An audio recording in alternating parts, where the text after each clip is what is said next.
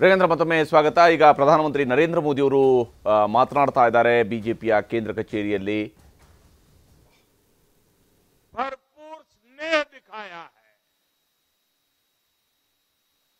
तेलंगाना में भी बीजेपी के प्रति समर्थन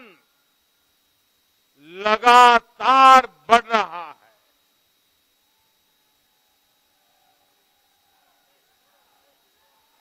ये हम सभी विश्वास मिलता है तो मैं व्यक्तिगत रूप से अनुभव करता हूं कि मेरी जिम्मेदारी और अधिक बढ़ जाती है। आज भी मेरे मन में यही भाव है। मैं अपनी माताओं, बहनों, बेटियों के सामने, मैं अपने युवा साथियों के सामने, मैं अपने किसान भाई बहनों के सामने, मैं अपने गरीब परिवारों के सामने उन्होंने जो निर्णय, जो बढ़ चढ़ करके समर्थन दिया है,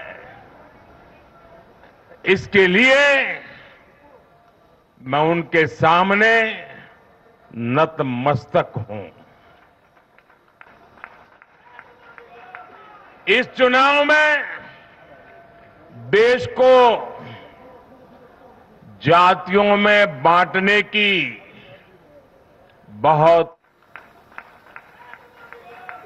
इस चुनाव में देश को जातियों में बांटने की बहुत कोशिशें हुई,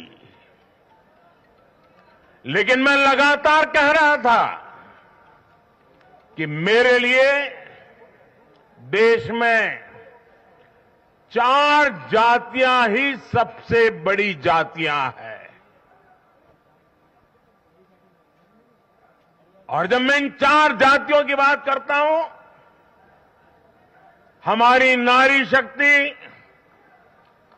हमारी युवा शक्ति, हमारे किसान और हमारे गरीब परिवार,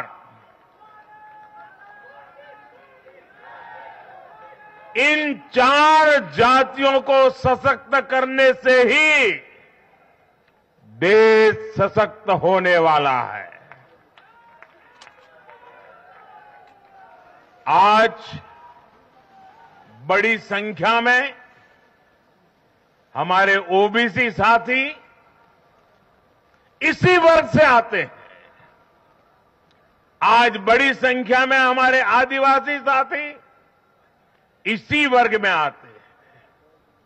और इन चुनावों में इन 4 जातियों ने भाजपा की योजनाओं और भाजपा के रोड मैप को लेकर बहुत उत्साह दिखाया है।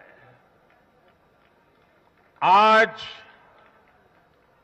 हर गरीब कह रहा है वो खुद जीता है। आज हर वंचित के मन में भावना है कि चुनाव वह खुद जीता है। आज हर किसान यही कहता है, ये चुनाव हर किसान जीता है। आज हर आदिवासी भाई बहन ये सोचकर खुश है कि उसने जिसे वोट दिया वो विजय उसकी अपनी है। आज हर फर्स्ट टाइम वोटर बड़े गर्व के साथ कह रहा है कि मेरा पहला वोट मेरे विजय का कारण बना है। इसी जीत में हर महिला अपनी जीत देख रही है। इसी जीत में बेहतर भविष्य का सपना देखने वाला हर युवा अपनी जीत देख रहा है। हर वो नागरिक इसे अपनी सफलता समझ रहा है जो 2047 में भारत को एक विकसित राष्ट्र देखना चाहता है। साथियों, मैं आज विशेष रूप से देश की नारी शक्ति का अभिनंदन करूंगा। रैलियों में मैं अक्सर कहता था कि इन चुनावों में नारी शक्ति ये ठान कर निकली है कि भाजपा का परचम लहराएगी। और जब देश की नारी शक्ति किसी का सुरक्षा कवच बन जाए तो कैसी भी ताकत उसे नुकसान नहीं पहुंचा सकती। आज नारी शक्ति वंदन अधिनियम ने देश की माताओं, बहनों, बेटियों के मन में नया विश्वास जगाया है। आज देश की हर महिला में ये भरोसा जगा है कि भाजपा सरकार में उनकी सक्रिय भागीदारी को नई बुलंदी मिलने वाली है। आज हर बहन बेटी को साफ साफ लगता है कि बीजेपी ही नारी गरिमा, नारी सम्मान, नारी सुरक्षा की सबसे बड़ी गारंटी है।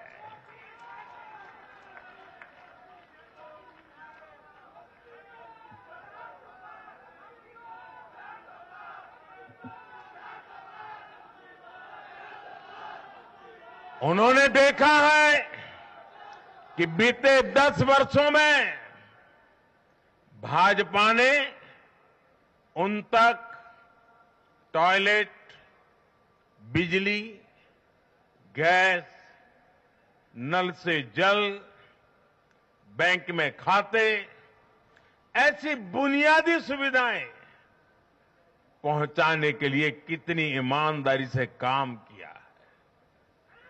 आज वो देख रही है कि कैसे बीजेपी घर परिवार में, समाज में उनकी आर्थिक भागीदारी बढ़ाने के लिए उन्हें रोजगार, स्वरोजगार के नए अवसर देने के लिए निरंतर काम कर रही है। नारी शक्ति का विकास बीजेपी के विकास मॉडल का एक महत्वपूर्ण स्तंभ भी है। और इसलिए इन चुनावों में महिलाओं ने, बहनों, बेटियों ने एक प्रकार से भाजपा के विजय की पूरी जिम्मेवारी अपने हाथ में उठा ली थी और भरपूर आशीर्वाद दिया है। मैं आज पूरी विनम्रता से देश की हर बहन बेटी को यही कहूंगा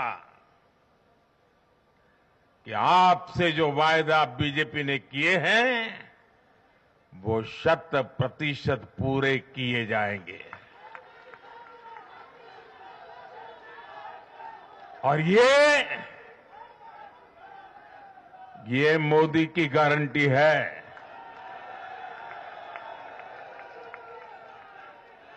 और मोदी की गारंटी यानी गारंटी पूरा होने की गारंटी।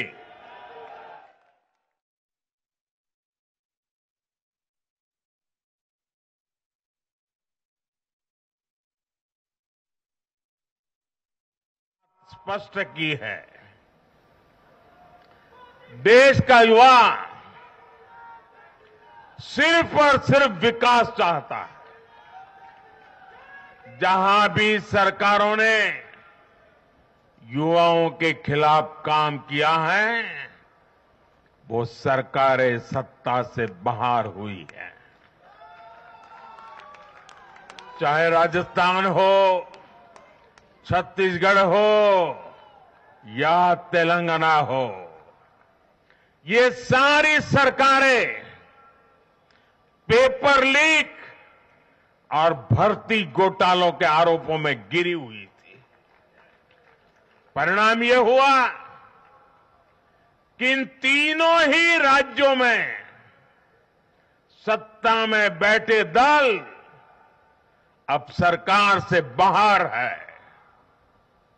आज देश के युवा में ये भरोसा लगातार बढ़ रहा है कि बीजेपी ही उसकी आकांक्षाएं समझती है, उसके लिए काम करती है।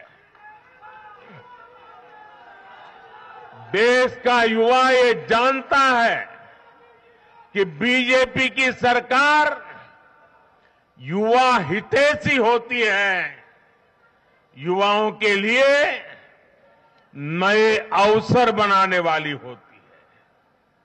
साथियों, आज देश का आदिवासी समाज भी अब खुलकर अपनी बात रख रहा है। ये वो आदिवासी समाज है जो कांग्रेस की नीतियों की वजह से 7 दशक तक पीछे रहा, जिसे अवसर नहीं दिए गए। इनकी जनसंख्या आज 10 करोड़ के आसपास है। हमने गुजरात के चुनाव परिणामों में भी ये देखा है, जिस कांग्रेस ने आदिवासी समाज को कभी पूछा तक नहीं, उस आदिवासी समाज ने कांग्रेस का सफाया कर दिया। यही भावना आज हमने एमपी, छत्तीसगढ़ और राजस्थान में भी देखी है।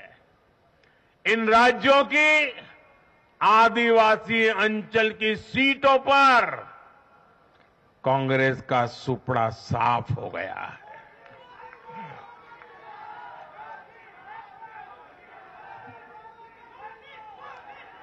आदिवासी समाज आज विकास के लिए आकांक्षी है और उन्हें भरोसा है कि इस आकांक्षा को सिर्फ और सिर्फ भाजपा सरकार ही पूरा कर सकती है। मेरे परिवारजनों, मैं आज हर राज्य के भाजपा कार्यकर्ताओं की भी सराहना करूंगा, भूरी भूरी प्रशंसा करूंगा। भाजपा और कमल के प्रति आपकी निष्ठा, आपका समर्पण अतुलनीय है। डबल इंजन सरकार का मैसेज आपने पूरी ईमानदारी से जन जन तक पहुंचाया। इसी का परिणाम आज हमें मिल रहा है। हमारे राष्ट्रीय अध्यक्ष नड्डा जी जिस प्रकार अपनी नीति रणनीति को अमल में लाए, ये विजय उसका भी परिणाम है। और चुनाव के दरमियान उनके परिवार में एक दुखद घटना घटी, लेकिन उसके बावजूद भी नड्डा जी भारतीय जनता पार्टी के कार्यकर्ता के रूप में दिन रात डटे रहे। साथियों, राजनीति के इतने वर्षों में मैं हमेशा भविष्यवाणियों से दूर रहा। मैं कभी वादे वादे और बड़ी बड़ी घोषणाएं नहीं करता हूं, इतने साल हो गए, कभी नहीं करता हूं। लेकिन इस बार चुनाव में मैंने अपना ये नियम भी तोड़ा था। मैंने राजस्थान में मावजी महाराज को प्रणाम करते हुए उन्हीं की धरती पर ये भविष्यवाणी की थी कि राजस्थान में कांग्रेस सरकार लौट करके नहीं आएगी। मैं भविष्यवेत्ता नहीं हूं, लेकिन मेरा राजस्थान के लोगों पर भरोसा था, वहां की जनता पर भरोसा था। और आज हम नतीजे देख रहे हैं।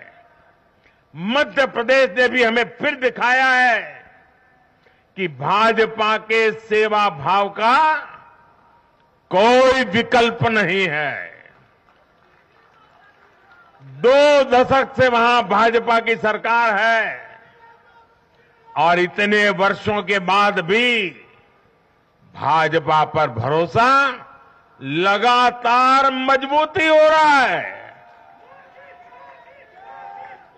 छत्तीसगढ़ के परिवारजनों को तो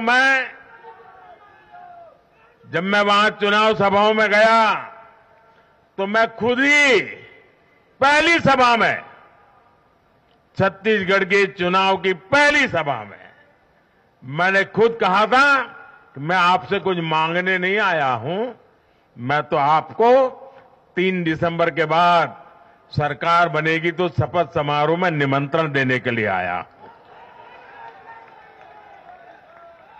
छत्तीसगढ़ के परिणाम से साफ है कि हर परिजन ने उस बात को स्वीकार किया है। मैं तेलंगाना की जनता और तेलंगाना के भाजपा कार्यकर्ताओं का विशेष आभार व्यक्त करता हूं। हर चुनाव में तेलंगाना में भाजपा का ग्राफ लगातार बढ़ रहा है। मैं तेलंगाना के लोगों को ये विश्वास दिलाता हूं कि बीजेपी आपकी सेवा में कोई कोर कसर बाकी नहीं छोड़ेगी।